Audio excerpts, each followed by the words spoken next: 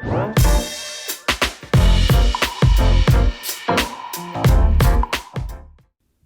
Steve, welcome to the His and Her Money Show. Hey, thanks for the invite. Super glad to have you here on the show because you've done something that everybody listening wants to do, and you have achieved debt freedom.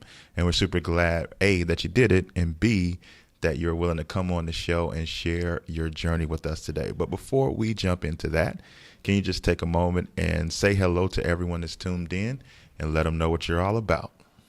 Okay, you mean before I air out my dirty laundry and my stupid mistakes? Okay.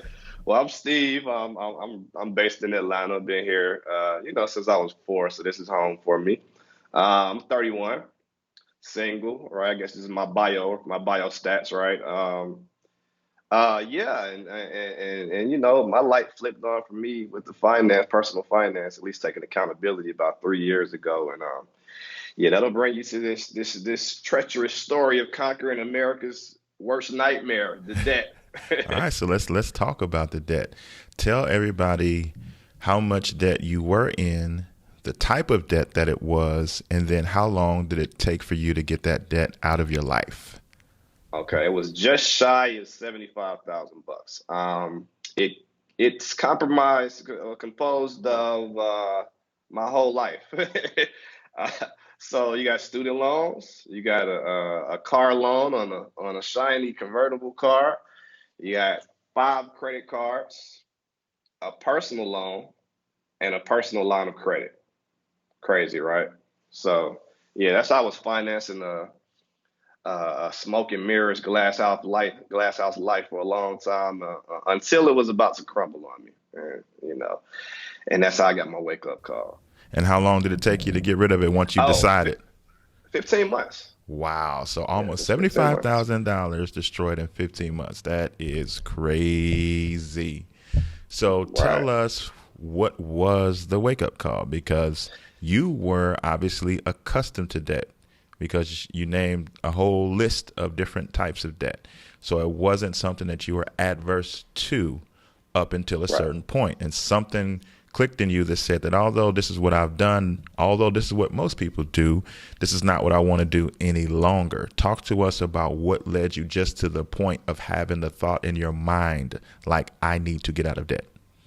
Okay. Well, I like to tell people sometimes I was really good at doing stupid things, right? And so, I was really quote unquote good at managing my debt, right? And eventually, I'm starting to rob Peter to pay Paul, but I'm keeping the payments up, so I'm not concerned, so to speak, right? And it's just me, right? So I'm single, so there's no one dependent on me. So my stupidity, just lies on my own lap, and you get comfortable in your own poop sometimes. And so, my wake up call, I'm living the life, right? And, I didn't really grow up too privileged. And so I was fortunate enough to go to college. And obviously, that's where my student loan started at. And, I graduated and started making more money than, my household was when I grew up. So I'm living the life. I got six credit cards. I can do whatever I want as long as I keep the bills paid. This is my mentality at the time. And where you fool yourself is in your credit score, right? You think, well, I have good credit, so I'm doing good. It must mean I'm doing good. But I mean, in actuality, I have good credit, but I'm broke, right? It's not reflective of anything in my bank account. So without noticing, I'm kind of living check to check. And one day I get a call from my manager, and he notifies me that I'm caught up in the company surplus. Fancy lingo for you laid off. You don't have a job anymore. And I'm like, wow, I wasn't expecting that because I'm just living I, like you only live once. I'm having no care in the world. If anything pops up, I have one or two or three. One of these credit cards is going to handle it. And that's just how I was living. And it was okay up until that call. And so that caused me, I was like, well, let me check my bank account. I may have had $800 in it. And this is just enough money to cover my bills. So really, I have no money saved. And then I'm starting to add my bills up, and I wasn't budgeting. I'm just paying them as I go, and I'm adding my bills up, and my bills are more than I'm making, and I'm really not even noticing it. And so I'm adding my debt up. I'm like, wow, I'm in over $70,000 of debt, and I'm like, I thought it was more like 20. Somehow it crept up to 70, 74 and some change. And so I'm all over the place because in that one moment, this one call was about to ruin my life. About maybe if I miss a check, my life is ruined. So fortunate enough, they gave us a 6 week grace period to look for jobs internally and reapply, or you get off the payroll in 2 weeks. And so naturally, I took the 6 week grace period because I didn't have a choice. And so I'm scrambling on the internet. How do you get out of debt? How do you budget? How do you better your? I'm looking for anything I can find. So I'm like, I can't live like this. And so I actually came across, the Dave Ramsey book, The Total Money Makeover, and I read it, and it was a wake up call. I'm like, oh, common sense makes the most sense. And so I'm like, well, I have to get this debt off of me. And so luckily I was fortunate enough to get a job offer, a new position on my last day on payroll. Literally, they were processing to move me off of payroll. And so at that point, I'm like, it's game on. Like, I'm going to order my debts out, get organized, get on the budget, and I just hit it from there. And that was my wake up call. That I don't ever want someone to call me out of the blue, and then my life falls into shambles. So what happened next? Because there's a couple of ways that this could have gone. You could have felt the urgency once you got the notification that your job was about to let you go. And then you went into research mode. You went and found a book that helped you. But then you got a job offer. And at Hmm. that point, you had a decision to make because that was a rescue, so to speak, you know what I mean, Right. from that crisis situation that you were in. And it's easy to fall back into the same pattern that you were just in because, okay, I'm good now. My income is back to where it needs to be.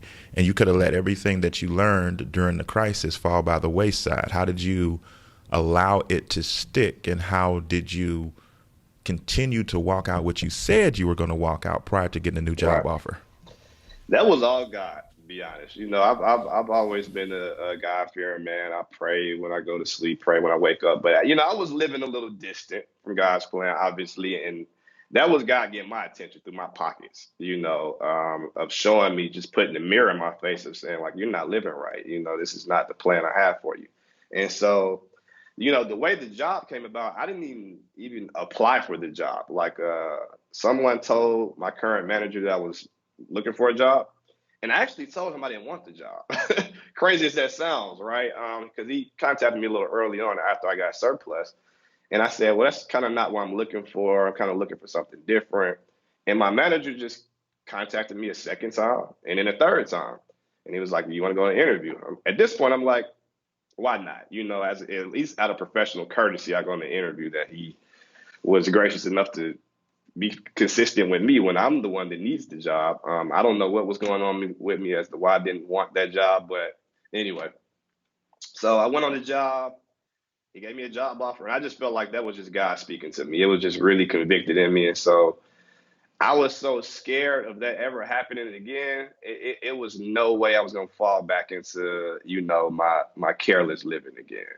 And so I just hit it, and I just started to see traction that I thought was impossible, to gain, and I would get money just falling out of the sky, so to speak, sometimes because I was in the fancy drop top, and immediately I started paying my credit cards off, and I'm just like, this car makes no sense. Like I owed 19,000 on it, and so I'm going to the dealerships trying to see if they can offer me something because at this point I'm like, if I can break even, I'll just get out of the car note and find me a little clunker, whatever I can get around, get around.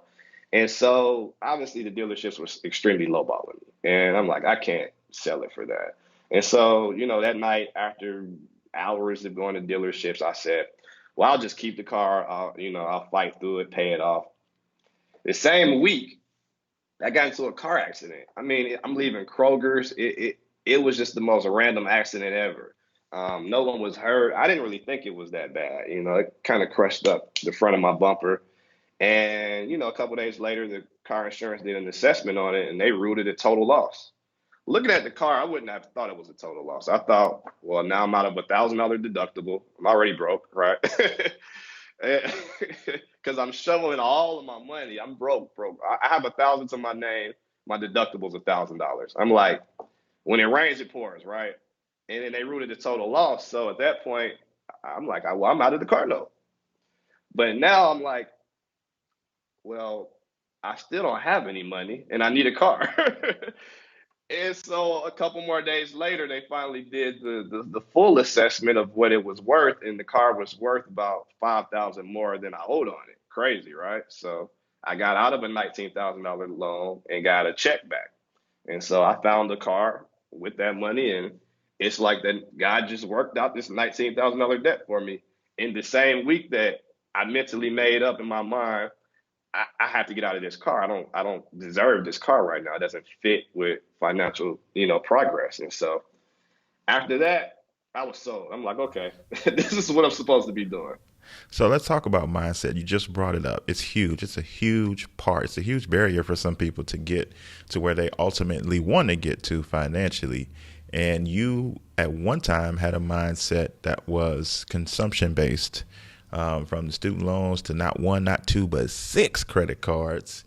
You got not just any car, but it had to be a drop top. It had to be fly, right? Mm-hmm. And then it was like, you know what, this car doesn't fit my lifestyle anymore. Where did the shift in mentality come from? How hard was it to shift to mentally prepare yourself for the next season of your life financially? I'd say you really have to watch your inputs, the people you're hanging around, the things you're listening to, things you're reading. And so I guess, as you put it in my consumption based lifestyle, it's me looking on Instagram all day at people's lives that are living the life so it looks. It's me listening to music that's portraying, lives of riches, right? And it's me talking to all of my broke friends, and I love them, but it's me talking to all my broke friends and us sharing our poor ideology on how we should be living financially. And so when I got that wake up call, losing my job, and picking up a book and picking the Bible back up, seeing what it had to say about money, and then I just started listening to money podcasts. I started reading all kind of finance books. I started to seek out intentionally people that I, would perceive that are doing well financially uh, with themselves. And really just changing my inputs was just like really the perspective change. And so that allowed me to just really just put on a whole new set of goggles. And I'm looking at the people I were hanging with, which I still hang with to today, right? And the things I was doing, and I'm looking at it for what it was, just smoke and mirrors, just a glass house that clearly if you throw a pebble through it, it'll shatter because that's exactly what was about to happen to my life. And so I knew that any given year now, I could be someone's husband, father soon.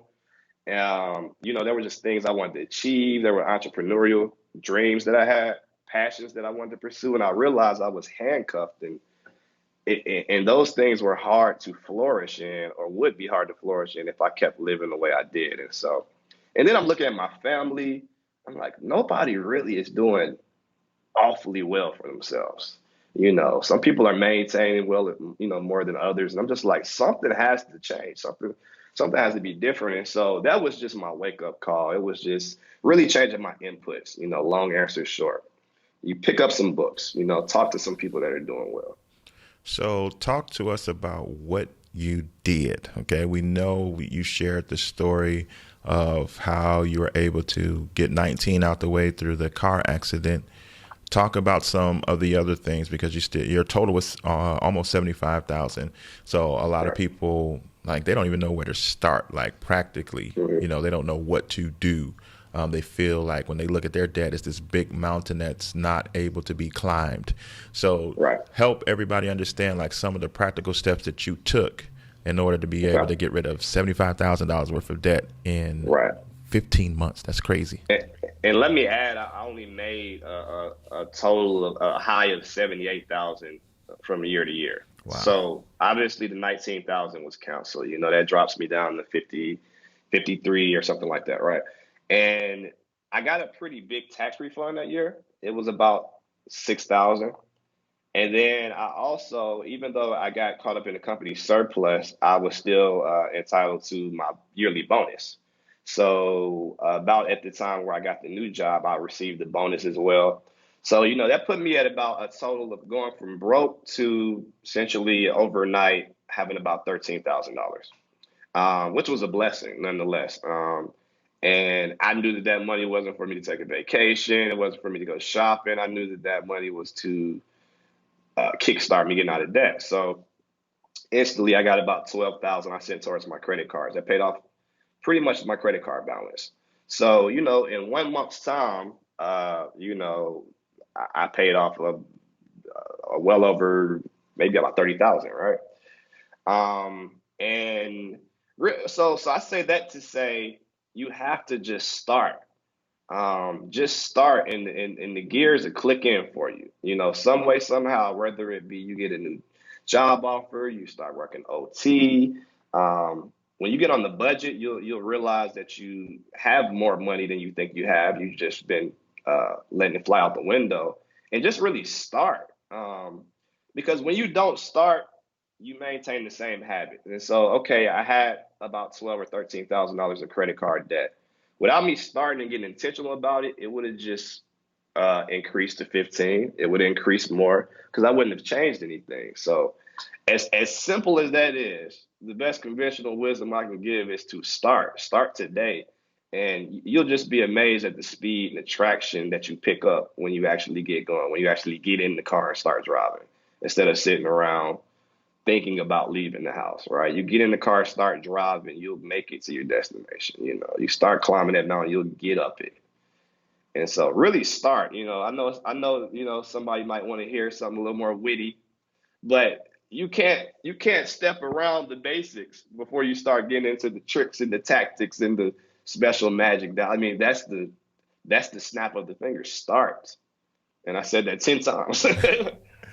So one of the foundational basic things, like you talked about, was you learned how to budget, because Correct. you did not budget prior to that. You said you just kind of paid your bills as they came in. How hard of a discipline was that for you to get, and how important was it for you on your journey?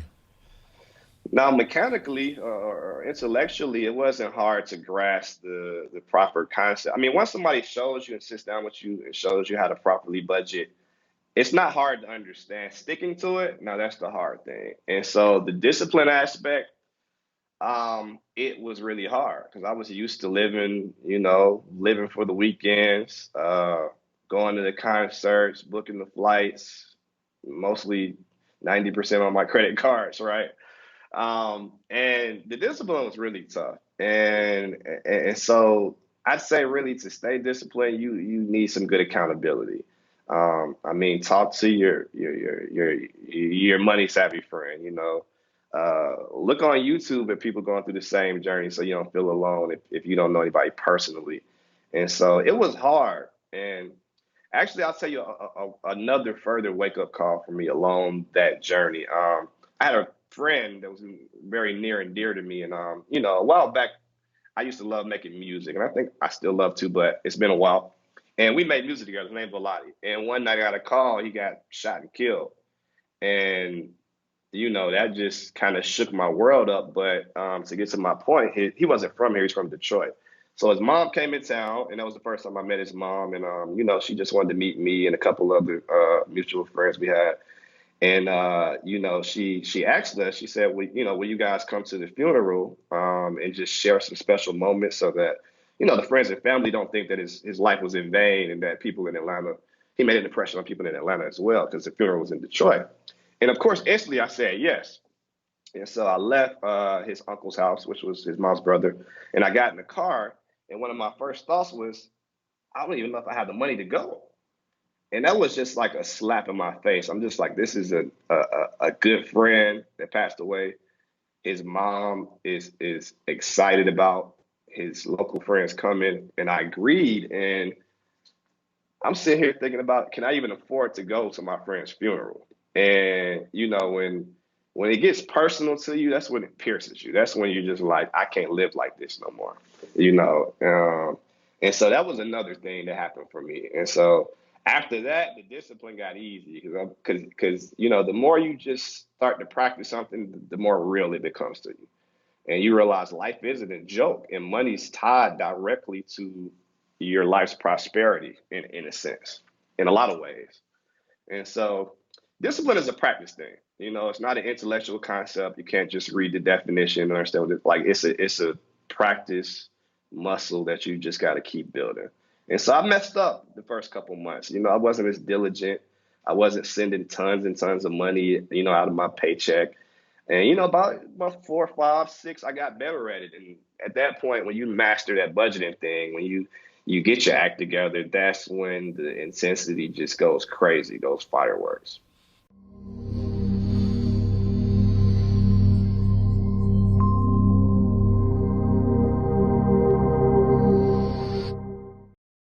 Imagine a life where your money isn't strangled by mortgage payments. Imagine what you could do when you don't have to send them money that you work so hard for. Come get simple, powerful, and real solutions to eliminating monthly mortgage payments forever. America's #1 money couple presents Crush My Mortgage. In this exclusive course, you will be equipped with strategies to help you move faster toward the promised land of owning your house free and clear. Learn strategies to help you in the areas of payment acceleration, extra income generation, and wealth creation, all to help you crush your mortgage. Visit crushmymortgage.com and get started today. Join us on the path to power, freedom, and legacy. That's crushmymortgage.com.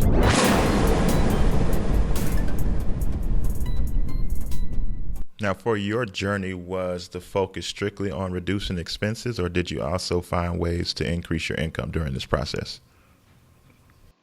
For me, honestly, I did more of reducing expenses. And for me, that gave me a big raise because my expenses were so high. My spending was so crazy that just merely making cutbacks gave me a lot of money back in my pocket. And and I would do other things like I found new insurance rates. I mean, that saved me money. Um, Cut my cable down. I mean, I did every cut you can think of. And so I didn't necessarily get an extra job or work crazy overtime, but obviously that would help. But for me, my expenses were just so crazy, merely getting that in line where the way I was living, I felt like I need to be making $50,000 more a year to live. But really, it's just my expenses. It's just my crazy non-budgeting habits, just living for the day. And so, again, I can't stress if you get on a budget, you'll be surprised what you find. Now, you've mentioned your friends a few times, and some people that could be a roadblock. Your circle is used to you living a certain way, and when you start to make changes, they start to ask questions and start to question you. Did you face any of that? And how did you handle, and how did your friends handle your new way of living, your new way of thinking, your new way of handling money? Well, I say a good half of them didn't only question me, they were criticizing me. Really against it. And, I don't know what space that came from, but uh, for me, I had to tune them out. I had to cut back on the conversations, gossiping about nonsense. And it was just like, for me, I'm on a mission. And so, if you're not supporting it, maybe in this season, we can't be in cahoots about everything, right? Got nothing but love for you, but I'm gonna go over here in the corner, and this is the best place for me to be. And so it's not as if I changed the friendship. It's just that I had to turn to the right and focus this way, because your friends do play a heavy influence on you. And so in current day, seeing is believing, right? Showing is proving. In current day, I mean, they're all supportive. They're all supportive, but that's hard. That's hard because you want the approval of your friends. And when you find the best practice in life, you want them naturally to work that best practice too. And so, some are still resistant to this day, but that was actually hard for me. I've heard some people's debt-free journeys, and they say their family and friends were so supportive. Negative. That did not happen for me. That was like, you're crazy. I don't know how you're gonna pay that off. Like, won't you just live? Like, you don't know when you'll die. I heard it all. Um, won't you just relax? Won't you come out with us? And at the end of the day, you got to just tie your boots up and stick to your guns because if you're too concerned with whatever other people think, I mean, you're just gonna live the way they want you to live, and so just have your own vision for your life. And easier said, but you just have to stick to it. And sometimes you might not be able to talk to a certain person every day if they're being a Debbie Downer on what you're doing. You know, cut back on the conversations and increase the conversations you have with the supportive people. That's kind of what I did. You know, you worked, you grinded, you changed your mindset, changed your habits, and then that day came where you were able to make the very last debt payment. For those that are listening and are wondering what that feels like, can you describe that moment? How did it go? Oh, my eyes watered up. But just because I was trying to play tough guy, I held those tears back. My eyes definitely watered up. And it felt like, you know, one of the biggest victories I've achieved in a long time. You know, I mean, graduating college felt like a big accomplishment, but this one felt bigger than graduating college, believe it or not, because I mean, obviously my college debt was still tied to that. And so, yeah, my eyes watered up and I'm just like, I want to go celebrate, but then I'm like, I'm actually still broke. I just don't owe anybody any money anymore. So, you know, I was just happy to just get those chains out of my life. I was just so happy, right? I called my dad, called my mom, called my grandma, you know, people that I know would be most proud of me, you know, shared it with all my friends. I just wanted to share all the news, you know, because I had been feeling like I'm suffocating from life for so long. You know, I can't say it's not fun. It's so don't think it's gonna be a cakewalk, but it's so worth it. Like you get addicted to the fight. And so to win the battle, it just felt it. I don't know. I really don't even have the words to explain. Watery eyes is the description of how I felt. And then you know, and then after that, I just couldn't wait to get that first paycheck that I didn't have to send any dollar to the debt payments, and I could put it in my bank account and actually start to see that thing grow, and just start thinking about the next trip I wanted to take. You know, granted, I wasn't planning yet because I wanted to obviously save up, and I was discontinuing the credit card purchases, right? So, but I was just thinking about what do I want to do now? Like, what will my life look like with no debt and $10,000, $15,000 in the bank and you know, my acting order. And so I just started to just dream and visualize all day. And yeah, it was in more of an optimistic space than a feeling hopeless, you know. And so if you feel hopeless, have hope. It's possible. You know, cliche statements are cliche because they stand the test of time. But if I can do it, you can do it. Sincerely, because I thought this was going to take me 10 years, you know, and it took 15 months. So just do it. I don't make a lot of money, you know. I didn't have the biggest supporters. It's just put your mind to it and do it. You can do it. You just mentioned dreams. So what's next for you, Steve? Now that you've done this, what has this allowed you to now dream and pursue for yourself moving forward? Okay, ironically, I'm headed to Thailand tomorrow. Tomorrow night, I'll be gone for 2 weeks, all cash, and no credit cards. This is the old me, and I've never taken a 2 week vacation. I, I, I needed to charge 3 night vacations, you know. So I'm going to Thailand. 2 weeks ago, I was in Costa Rica, and 4 weeks after I get back from Thailand, I'm going to Barbados. So I got a lot of travel, and it's afforded me more money to spend on the things that I want because I'm not spending on car payments and loans and credit cards, and my time is more flexible now. And another thing it's led to more than the pleasures of life is that I've been able to become a financial coach. So I'm able to help other people, you know, one on one or one to many, just inspire them, teach them, give them information, whatever it is they need. And I'm really seeing the impacts in the mind shifts and the financial shifts in other people's lives. And honestly, that's really more rewarding to me than the 2 weeks I'm about to spend in Thailand, though I'm going to fully enjoy it. What's the biggest lesson about life that you learned as a result of going on this journey?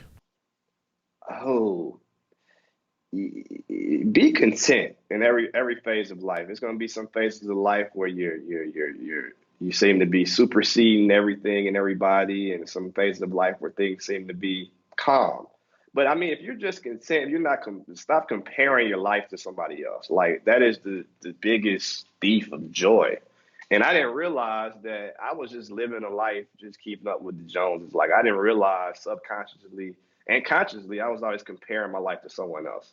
And so going through this journey where I just put the blinders on, I'm paying the debt, I'm seeing the progress, I'm seeing God's blessings in my life, gave me just this real sense of peace, this real sense of contentment. And so to answer your question, the biggest life lesson is to focus on your life and better yourself. And that's going to allow you to radiate that same energy to be better to others, to be of better service, better aid, better influence, better motivation to other people. And so focus on yourself.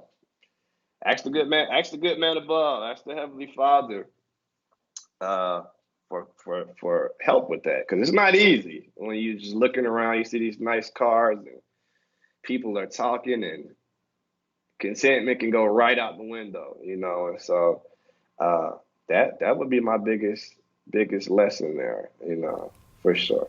To the person listening to your story right now, what would you tell them is the biggest reason why they need to do whatever it takes to become debt free?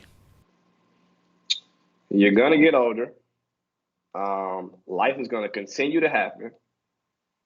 And if you don't get your act together today, I'm going to have to say this a little militant. If you don't get your act together today, one thing's for certain, nothing stays the same. Things are either going to get worse or better. And so if you don't make a decision today to make that turn, life is going to get more complex. Things are going to happen. And if you're not prepared for them, you're going to be a statistic of the story of the person that worked hard and retired with nothing, the person that worked hard and lived above their means, and it all crashed and crumbled on them. And so, yeah, like the money thing is serious, and it's not about living a pretentious life. It's just about, that's a powerful tool in life. And all of your decisions, what I come to learn about people is that they have life goals. Most people do, but they don't have financial goals. But it just so happens that all your life goals have financial implications to them.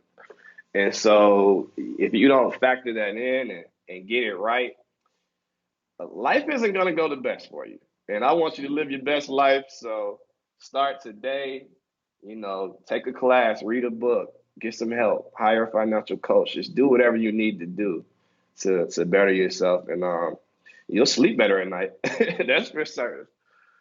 That is for certain. So, Steve, tell everybody about your financial coaching services that you offer and how they can stay in touch with you. Okay. Easiest way to contact me. I seem to find that the younger people like social media. So Instagram is Shumpert Financial. That's all one word. Facebook is the same. Facebook page, Shumpert Financial. And then you can always email me too, shumpertfinancial@gmail.com.